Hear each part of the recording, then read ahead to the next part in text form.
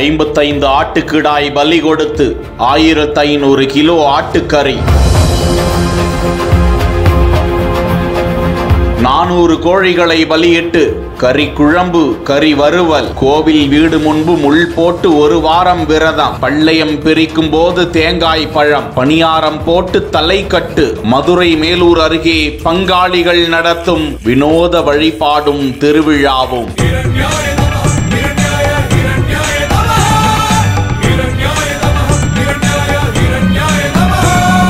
மதுரை மேலூர் அருகே கல்லம்பட்டி முன்னமலை சாமி 1000 கருப்பன் ஆடி மாத திருவிழா கடந்த 15 வருடங்களுக்கு பிறகு நடந்திருக்கிறது. கல்லம்பட்டி வெள்ளியங்குன்றம் கங்கன் பங்காளிகள் வெள்ளியங்குன்றத்தில் ஒன்று கூடி வெள்ளியங்குன்றத்தில் சாமி ஆடிகளிடம் பல கேள்விகளை கேட்டு நாள் குறித்து ஆடி மாதம் முதல் வெள்ளிக்கிழமை செங்குண்டு ஐயனார் கோவில் எதிரே உள்ள சேங்கை கண்மாய் மற்றும் கோவில் முன்பாக முள் போட்டு 8 நாள் விரதம் அனுசரித்தனர். 9ஆம் தேதி அன்று காலை 10 மணி அளவில் கல்லம்பட்டி வெள்ளியங்குன்றம் சாமி ஆடிகளும் பங்காளிகள் 2 ஊர் பெண்களும் தலைக்கட்டு வாரியாக சேங்கை கண்மாயில் இருந்து பெண்கள் தீர்த்தமாடி மண்பானையில் தீர்த்தத்தை ஊர்வலமாக கொண்டு வந்து நாகப்பானையில் ஊற்றி கோவில் முன்பு பொங்கல் வைத்து சாமிகளுக்கு 400க்கும் மேற்பட்ட நாட்டுக்கோழிகளை அடித்து பலியிட்டு மாண்ட அசைவ விருந்து பரிமாறி 10ஆம் தேதி காலையில் செங்குண்டு கண்மாய் சேங்கை சென்று 50க்கும் மேற்பட்ட ஆடுகளை பலியிட்டு சமைத்து சாமிக்கு படையல் இட்டு